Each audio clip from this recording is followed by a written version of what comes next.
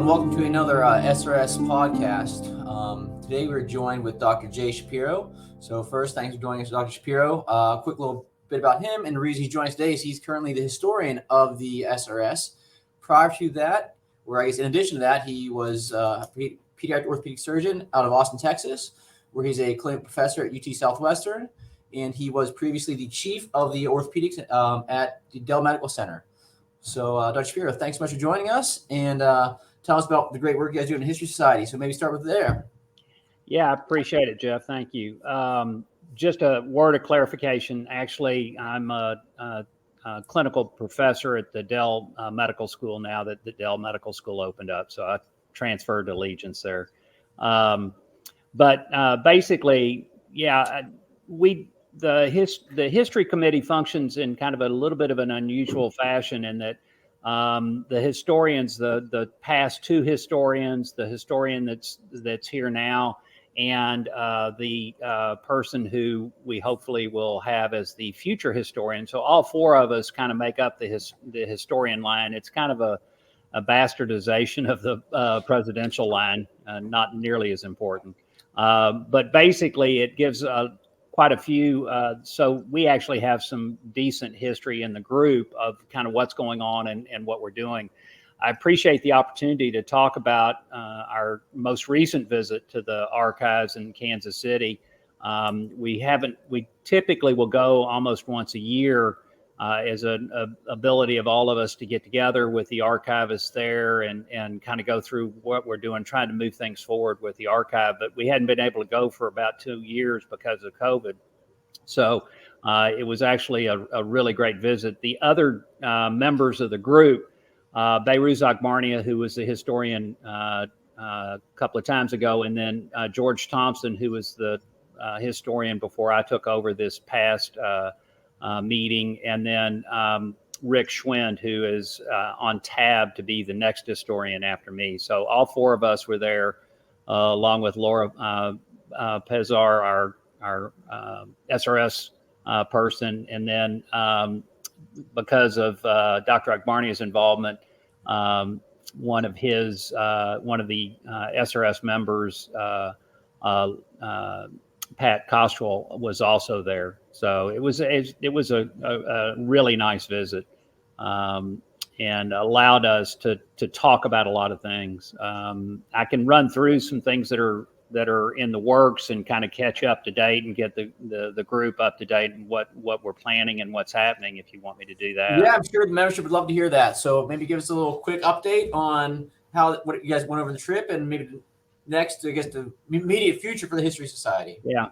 So basically, the biggest thing that's happening is that hopefully by September, October, we're going to have a archivist hired by the SRS who actually will be on a 1-year contract. And the idea is that we need to have somebody come in and organize all the data that we've got and all the artifacts and everything that we've got, and get it in a form where if somebody wants to find things, that there's a kind of bring it up to date so that we've got it cataloged and organized.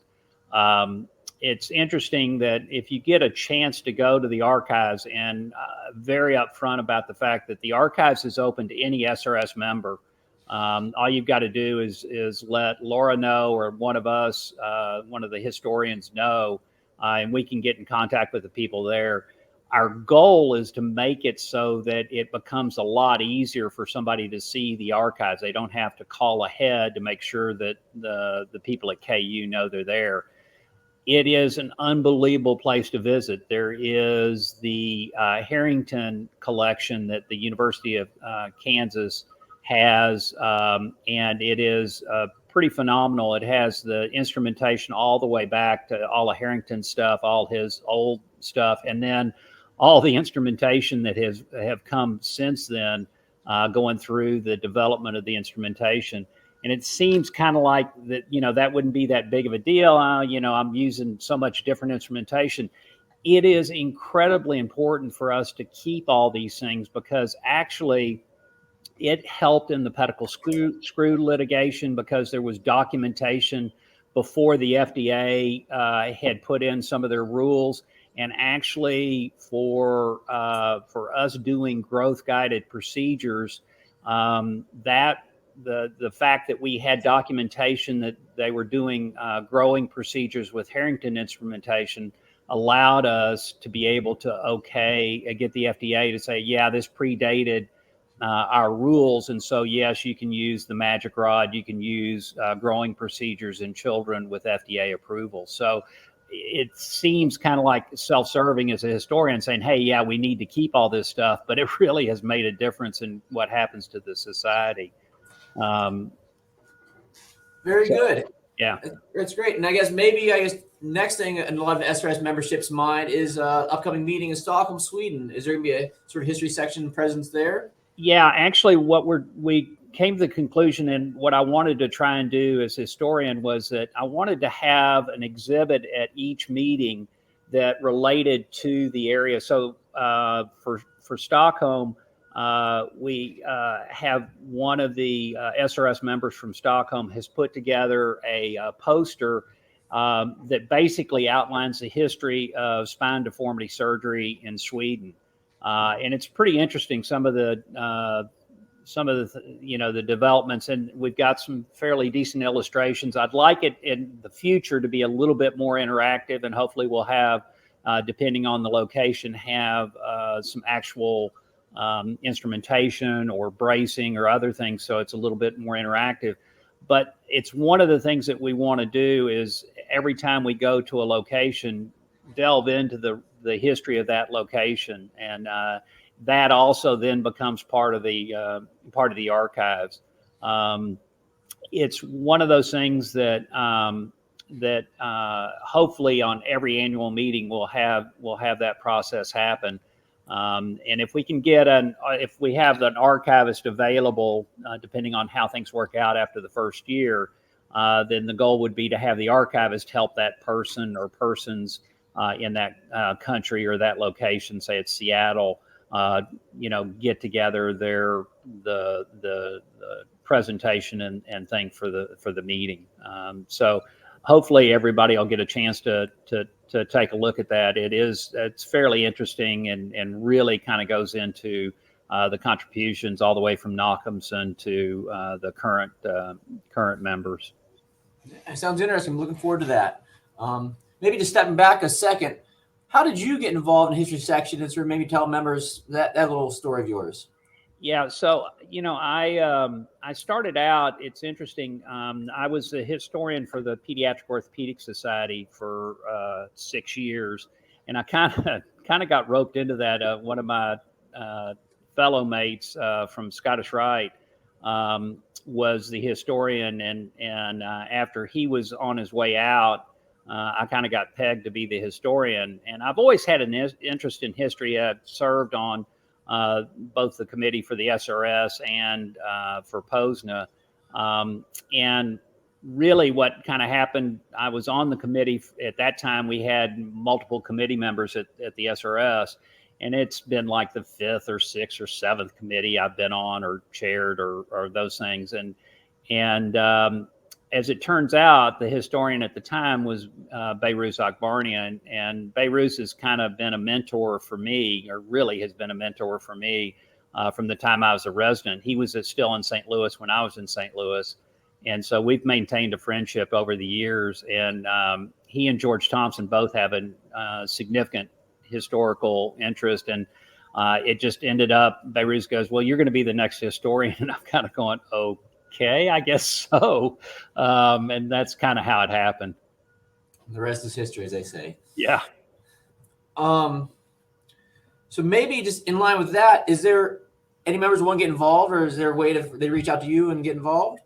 Yeah, actually, one of the goals of the society is that we're kind of changing at this point. I'm probably, I'm in my early 60s.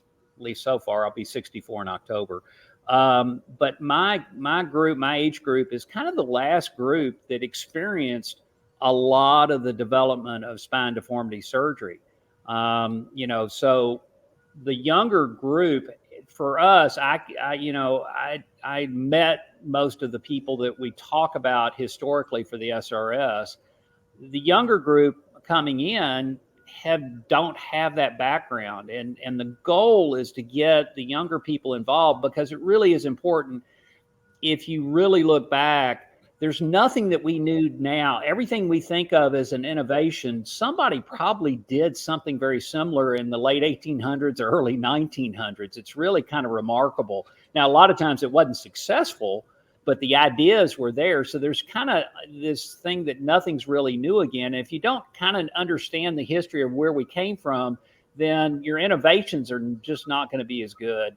And, it's kind of one of those things that if we can get some of the younger members interested, there are things that we can get them if they're interested in helping. One of the things is making sure that we have the timeline that was set up for the 50th anniversary meeting to fill it out more, so that we've got a place on the website where people can go to that really goes through kind of when things were developed, a little bit about the people that developed them, a little bit about the history of how that was developed.